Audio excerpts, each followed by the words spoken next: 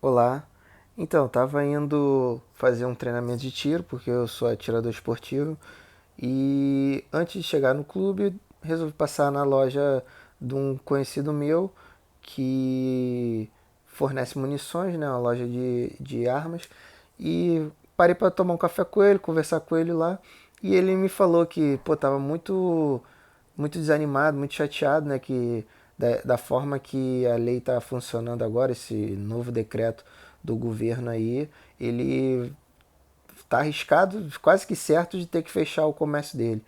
E porque ficou muito difícil, né, para ele poder fornecer armamento, munição, porque está restrito. E para você trabalhar com esse tipo de equipamento restrito, somente se você tiver uma segurança 24 horas armada na sua loja.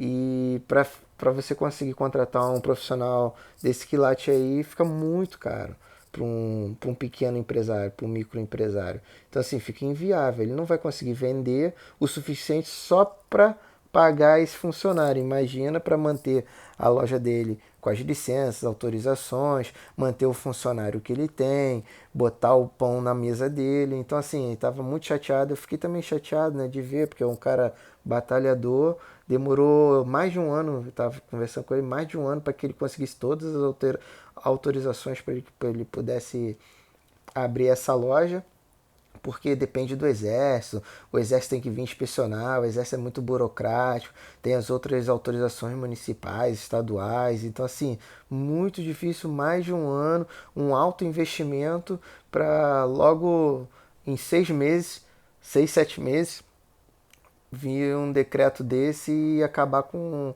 o sonho dele.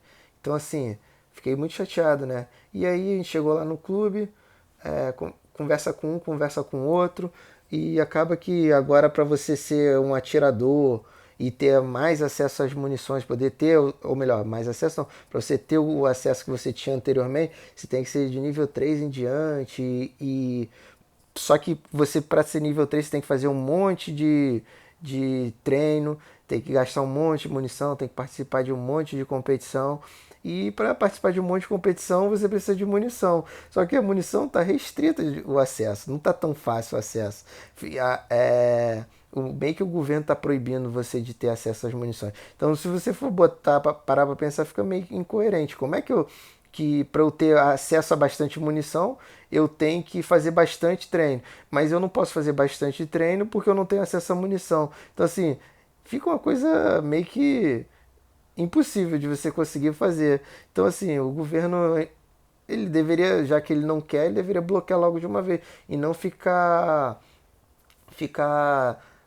fazendo esses pretextozinhos para que a gente, se porventura vir a falhar e não conseguir chegar no nível desejado, que tenha sido culpa nossa e não do governo. E só que assim, você vê que é puro revanchismo, né? Desse governo atual com o governo que saiu. Porque parece que no outro liberou as armas e esse ele quer restringir. Só que ele não está interessado em tirar a arma de criminoso, não, negativo. Porque você vê que essas ações são sempre em cima das pessoas de bem. E a pessoa de bem, para comprar um armamento, pô, precisa de várias autorizações,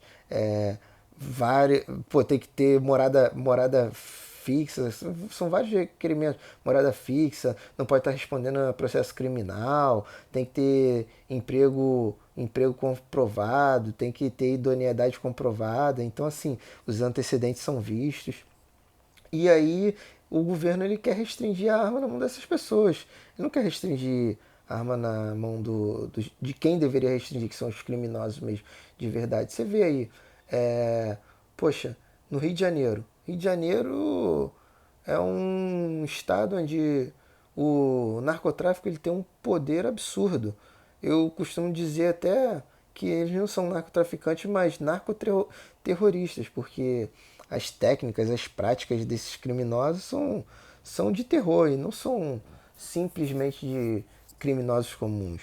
Você vê assim, acho que algumas medidas que eles adotam assustaria até mesmo o pessoal do Estado Islâmico, porque dependendo se ele pega, se um determinado criminoso de uma facção A consegue capturar um criminoso da facção B pô, faz coisas brutais, barbárie completa, taca fogo, mata, corta, faz só coisas terríveis assim.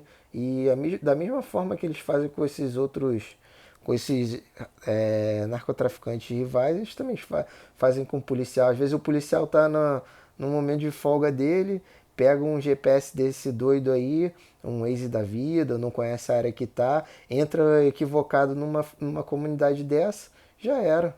Vai, vai, vai, vai comer capim pela raiz. E não tem mais jeito. E se bobear, a família não consegue nem recuperar o corpo. E assim, e você não vê nenhuma ação do Estado para tirar a arma desses bandidos, dessas pessoas que realmente deveriam estar sem arma. Pelo contrário, você vê ações que legitimam o uso das armas por eles. Por exemplo, tem umas ordens aí do STF que proíbe a polícia de realizar ações de rotina em comunidades controladas por, por narcoterroristas. Por exemplo, para a polícia ir numa determinada comunidade, vou dar um exemplo aqui, o Complexo do Alemão. Ele tem que montar uma operação, tem que informar o Ministério Público que vai fazer essa operação, tem que informar a Associação de Moradores lá do Complexo do Alemão, tem que informar o pessoal da Secretaria de Educação, lá das escolas, da Secretaria de Saúde. Então, o que eles vão conseguir? Informando todas essas pessoas, que com certeza a informação vai vazar, que criminoso que eles vão conseguir prender?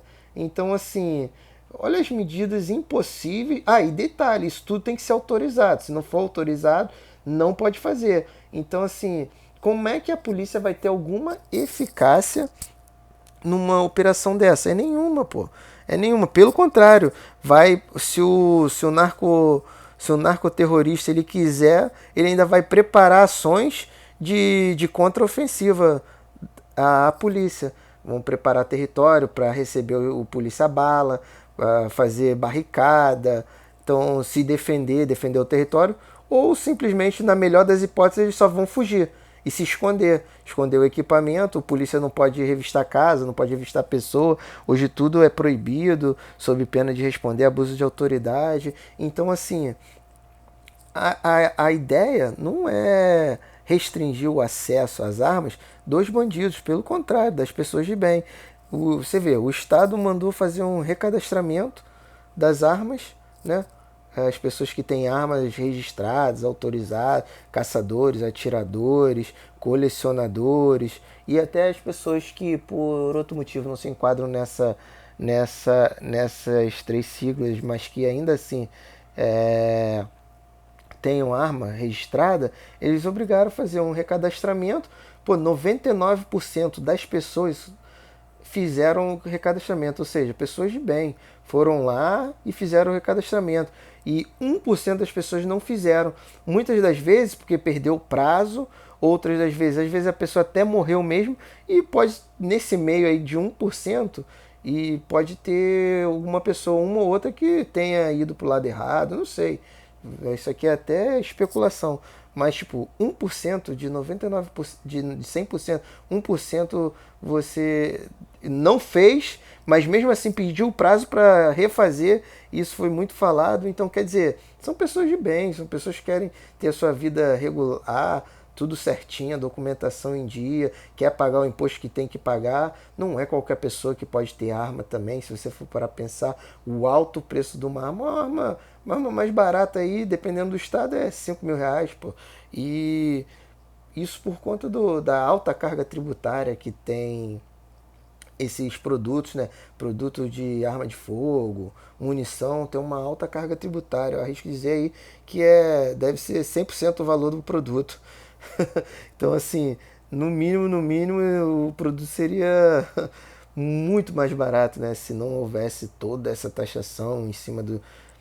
Não sei, acho que é a forma que o Estado tem sempre de tentar controlar o acesso às armas. Agora, a pergunta é, por quê? Por que o Estado tem tanto medo que o cidadão de bem tenha armas? Será que ele tem medo de que o cidadão se defenda contra ele? Talvez será isso? Não sei. Estou só conjecturando aqui.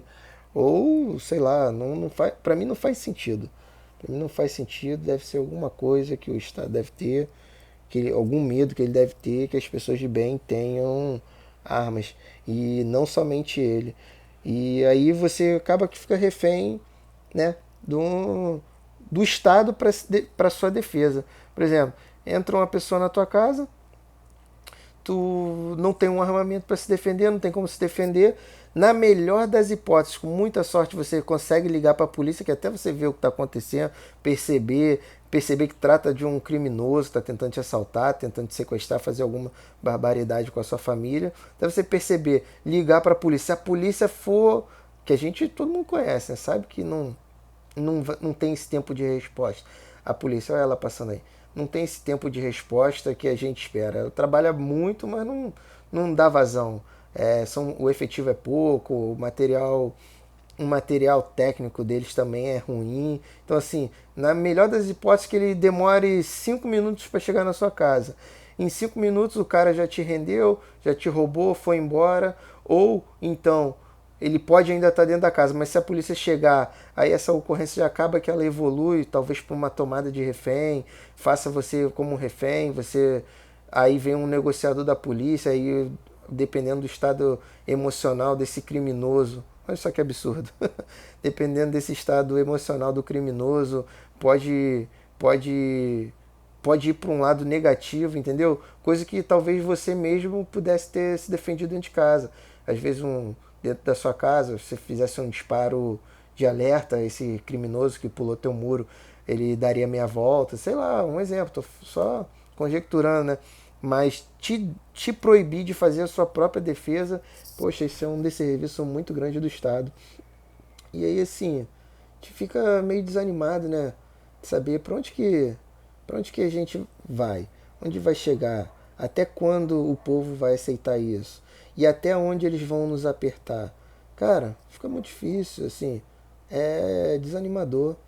Eu espero que os nossos congressistas possam intervir, né? Apesar que esperar alguma coisa desses caras, eles nunca fizeram nada, não vai ser hoje, né? De onde você menos espera que venha alguma coisa, uma ajuda, ela não vem mesmo. Então, assim, não, não tô muito animado, né, com a possibilidade do futuro.